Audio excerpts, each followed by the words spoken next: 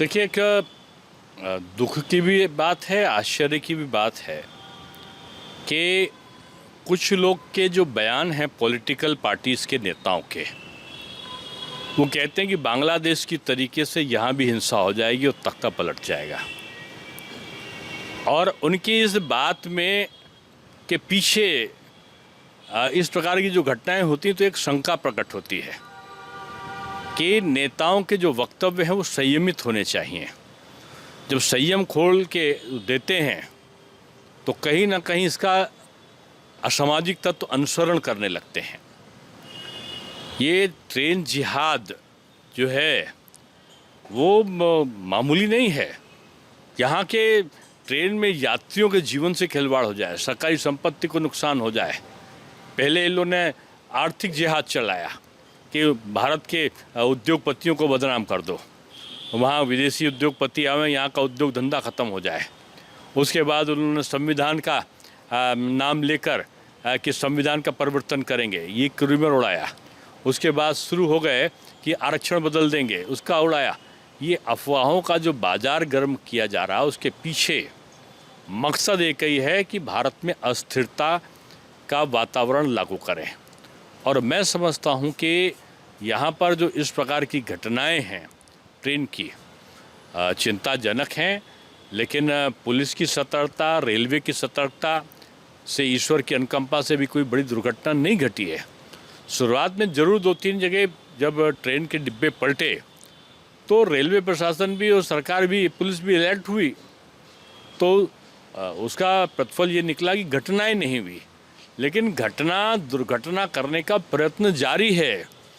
इससे ये आशंका होती है कि कोई बड़ी घटना कराने के फेर में ऐसे तत्व लगे हैं जो भारत में अस्थिरता चाहते हैं।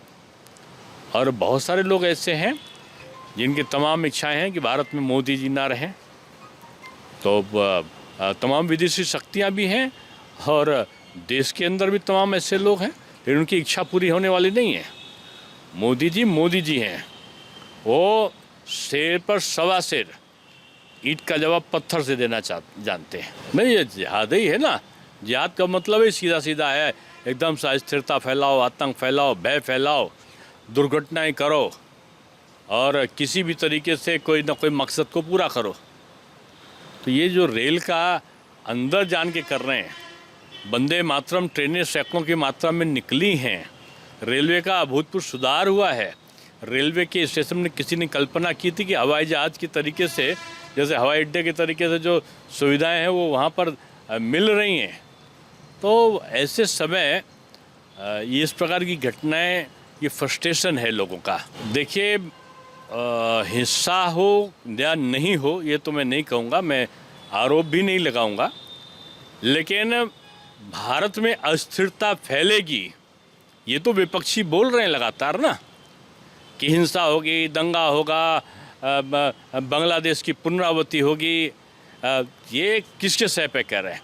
विदेशों में जाकर भी जो विदेश में जो पाकिस्तान के समर्थक हैं और जो भारत के विरोधी रहे हैं, आतंकी घटनाओं में संलिप्त रहे हैं, उन लोगों के साथ में हमारे यहाँ के नेताओं की फोटोएं आ रही हैं।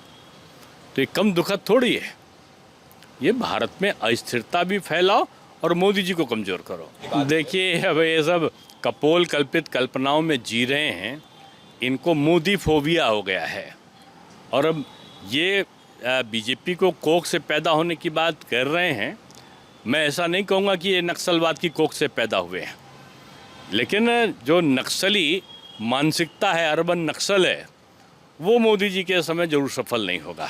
लीजिए, मोदी जी कहाँ पे तोड़ने पहुँच गए, उनको शायद कांग्रेस का शासनकाल की चीज़ें याद नहीं हैं।